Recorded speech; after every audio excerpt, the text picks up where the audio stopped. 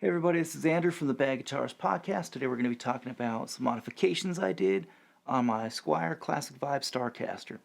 So as you'll see, I now have a vibrato system on this. This is the Guyker TM85X.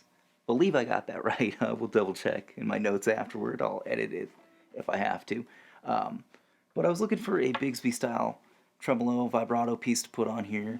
But the arch top, I really didn't want to go with something like the Bigsby B7, that's that big bulky one.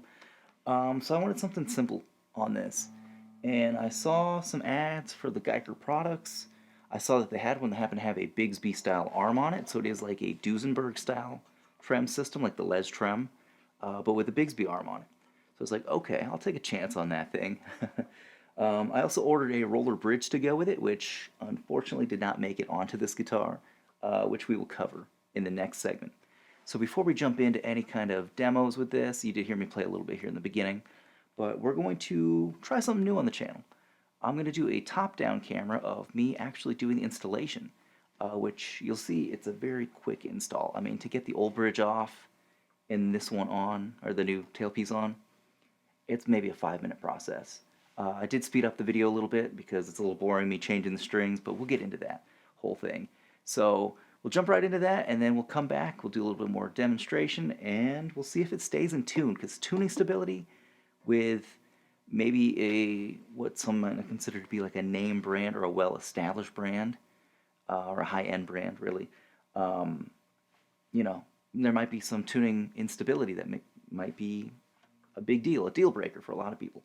So we'll get into that. This thing is about $80 brand new at the time of purchasing. Bought it through Amazon.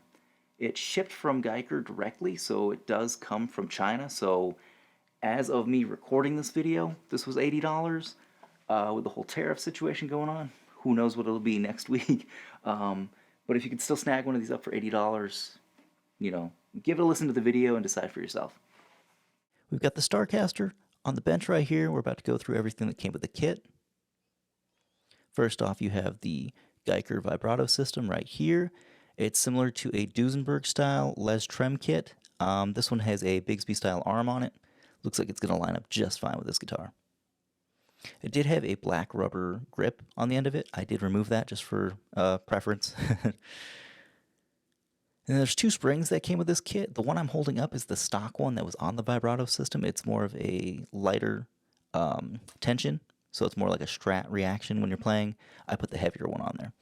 This is a set of Allen wrenches that came with it for various adjustments, for changing out the springs, changing out where it connects to the body of the system. You have a spanner wrench that came with it. It's always nice to have an extra. That is a locking nut system, in case your guitar has a locking nut already on it. That is a little rubber pad, a little felt pad, to go on the bottom where the spring connects. So we'll get to that here in a second, just so you don't scratch up your guitar, put any indentation on it where the system will be touching right below that spring. Yep, so right there. So go ahead and install that real quick. It's real quick and simple. And that's that. Next we'll move on. There are the posts that came with the vibrato system. Hopefully I won't have to replace everything on there. And on some guitars you might have to. On this one, I got lucky somewhat. So when we go to remove that, I'll show you guys what I'm talking about. Next up is the roller bridge. This is also Guyker brand. And the posts that it came with as well. And its own Allen wrench. So we'll jump right in. We'll just get those strings off, set the old bridge off to the side.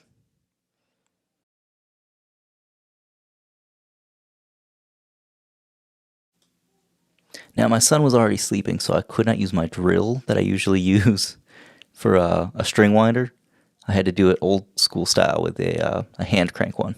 So this took me a little bit longer than it should. In reality, this whole installation took maybe 5 minutes of actual effort from start to finish. So there's the roller bridge. Unfortunately, it is not a perfect fit on this guitar. I was not aware at the time that I purchased it that these are different style posts for the Starcaster. They're more of like a really thin vintage style, not the typical kind you would see on a Tune-o-matic bridge, or at least a modern Tune-o-matic bridge. So I took the post out just in case to see if maybe the other one would still fit in the same hole, but obviously there's no way it was going to happen. It was way too thin of a threading. So wasn't going to happen. So roller bridge could not work on this guitar.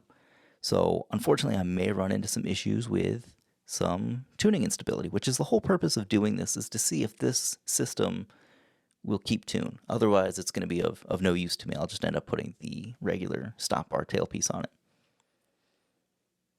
So, got to revert back to the bridge that I just had on there, which unfortunately I just messed up my action by taking that post off. But we'll put it back on and we'll go from there and hope for the best. Now that that's on, we're going to just jump right in. We're going to take out these screws and see what we can do from there.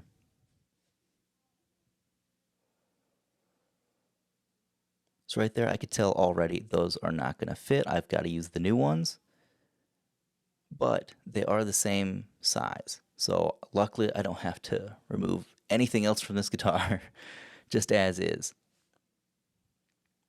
So get the other one off real quick, and we'll put that new one on. We'll screw everything in, and yep, you can see right there it lines up.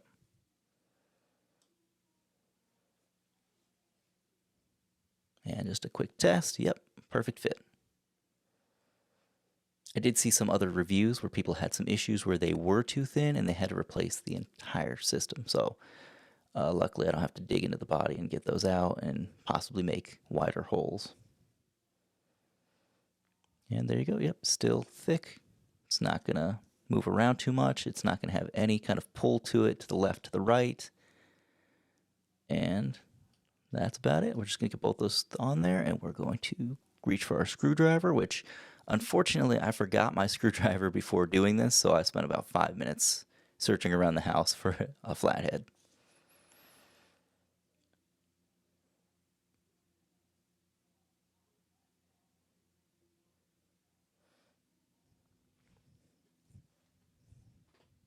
So far so good. Everything looks like it's going to work out, but just got to grab that screwdriver, get it all fixed up. Right there, it's nice and tight. The last thing I'll have to do is just make sure it's not going to pull out of the body when I go to engage the trem. Got my Ernie Ball 10s on there. Just slap them on real quick. And it's been so long since I did anything with this guitar as far as changing the strings. I think they were 10s to begin with, so my neck tension shouldn't be too bad when it comes time to adjust that. And there we are, just testing it out. Looks like everything is good to go. Last thing to do is to tune it up. Let it sit overnight, tune it up a few more times, jam on it for a little bit, and then before I do the final part of this video, we will see if it has tuning stability. Unfortunate that that roller bridge didn't fit, but hopefully I could put it on another guitar. So that's about it for this section. We'll jump into some playing demos.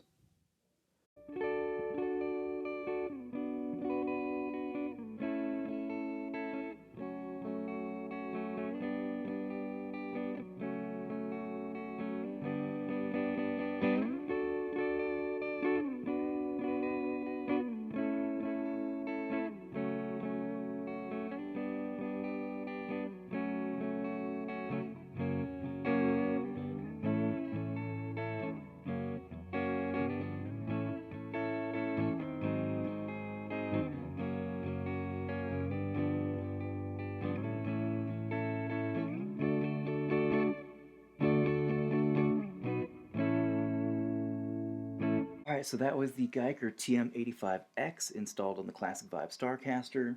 This will fit on any guitar that has an arched top to it like this does. Any semi-hollow, as long as it has that center block.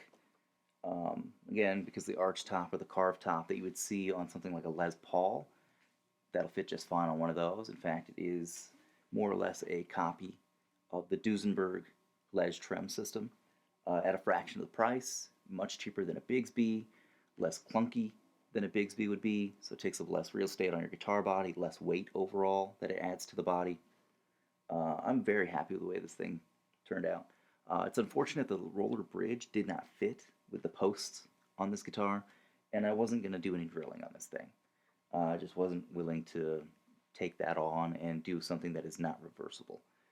Anytime I install a Bigsby on a guitar, I always make sure to use a vibramate, which means that you can reverse it because you're not putting any extra holes in the guitar, you're not expanding any holes.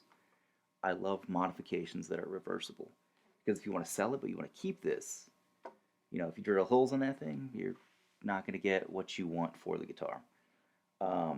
It stays in tune as well. So that was a worry I had with not having the roller bridge on here, is that it actually stays in tune just fine. I haven't had a single issue with it. I did several tests between the time of the installation last night to today when it's been about maybe 23, 24 hours since I installed it. I've done several little jams throughout the day today, and each time it stayed pretty close in tune, which they're brand new strings, so there's a little bit of, play here and there. But for the most part, I tune it up. I play with this thing, wail on this a little bit, and it stays in tune. So I'm really happy with that. I did have to go through, and I didn't do it on video, but I had to adjust the tension of the truss rod because there is more tension on the strings on the neck with this new vibrato system versus the stop bar tailpiece. So I did have to crank the truss rod back a little bit, straighten the neck back out. When I did try to switch out bridges, I did end up lowering the action on the lower three strings, so the E, A, and D. So that was a little bit of a hassle, but I did get that fixed back up. No real issues with it other than that. At the 12th fret, you can't really hear it when it's plugged in. I'll play it here. I don't know if it'll even pick up on the overhead microphone. But on the 12th fret, if you play with a little bit of a harder dynamic on that 12th fret, you get a little bit of a buzz. And I've determined after trying everything on this, it's not the action, definitely not the intonation, because I've got the intonation pretty good on this thing, probably better than on any of my other guitars. It's the ball end of the low E string vibrating in the slot where it goes in. So right here, the slot, I'll take the guitar off so I could show you guys.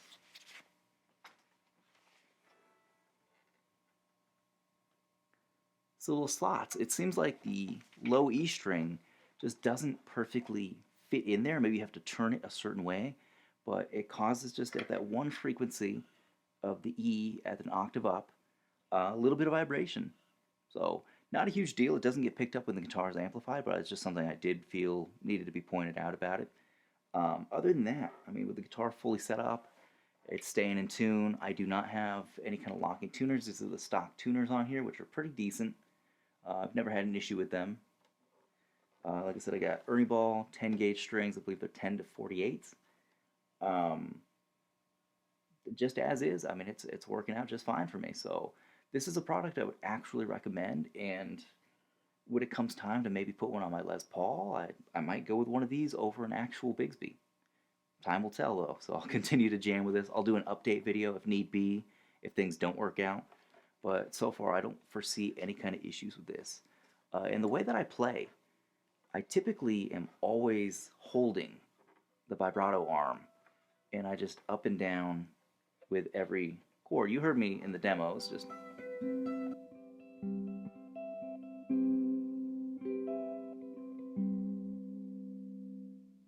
If you heard if you watched my pedal board video, my pedal board build video, I always have some kind of chorus or vibrato on my board, but I love having an actual vibrato system on my guitars because when I have the vibrato pedal on, I can do a little extra warped sound in between. So I'll demonstrate that real quick before we get out of here. So we'll turn on the ZVEX Instant Lo-Fi Junkie.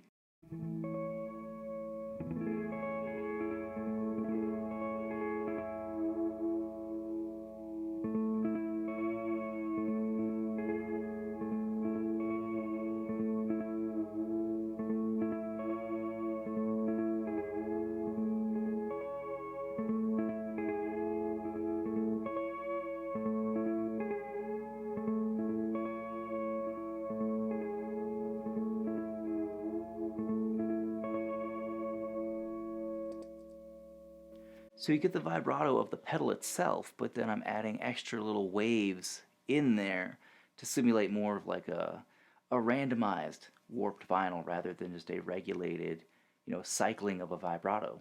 So to me, this works out perfectly.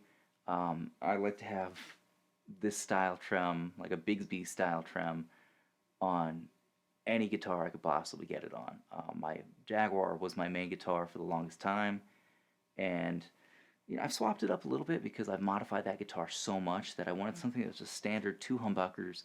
I love the semi-hollow, and I think this has really become my main guitar for the past year, which I'm surprised because I have much nicer guitars. I got the Player 2 Telecaster, I've got the Les Paul now, but I keep coming back to this one, and now with the vibrato, I think I'll keep coming back to it even more.